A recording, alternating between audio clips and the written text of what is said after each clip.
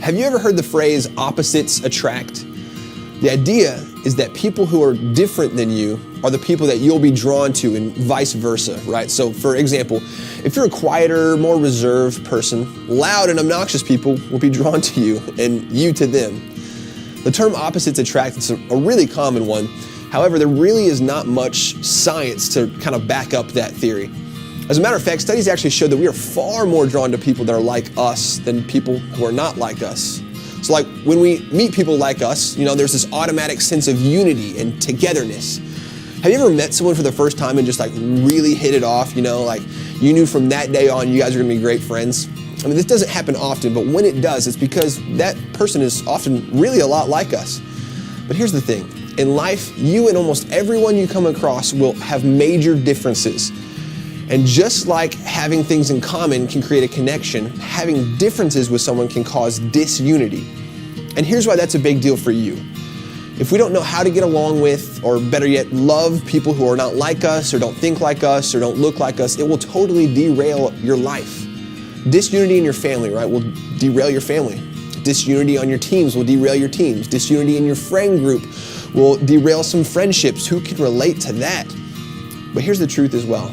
In one of Jesus' last prayers on earth, he specifically prays for believers like you and me to be united, to be on the same team. And since it was one of his last prayers, we know that it really was super important to him. It was one of the last things he was going to do. Look at what Jesus says in John 17, verses 20 through 23. I'm praying not only for these disciples, but also for all who will ever believe in me through their message. Pause, hold up. Jesus just said that in this prayer, he's praying for anyone who ever believes in his message. That's you, and that's me. Jesus is literally praying for us in this passage. Keep that in mind, and let's continue. I pray that they will all be one, just as you and I are one, as you are in me, Father, and I'm in you. And may they be in us so that the world will believe you sent me. I've given them the glory you gave me, so they may be one as we are one. I'm in them and you are in me. May they experience such perfect unity that the world will know that you sent me and that you love them as much as you love me. He prayed for us to be united. Being united means to be for each other, to work with each other, to encourage each other, fight for each other, pray for each other, no matter how different we are.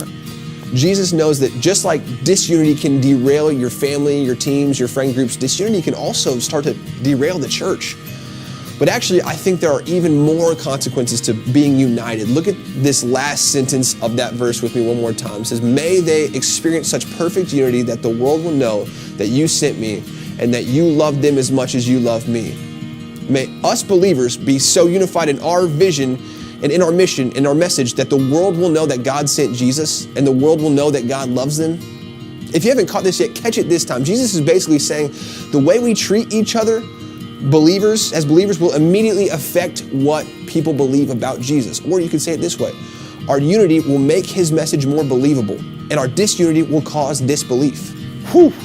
Now we know that one, Jesus says it's super important for you to be unified with other believers. We know that. Two, being unified means rising above our differences and focusing on the most important thing we have in common, Jesus. And we also know that three, being unified means being for each other, loving each other, fighting for each other, and forgiving each other in such a way that is counterculture, and that non-believers can see a glimpse of Jesus in us when we do that. So all that's left for us to do is stop watching this video and do it. But how? How do you start becoming more unified with other believers? I'll tell you this, unity starts with you. Unity with other believers starts with you, and it starts right here, right now in life groups. I'll take it to a place that may get a little uncomfortable for you.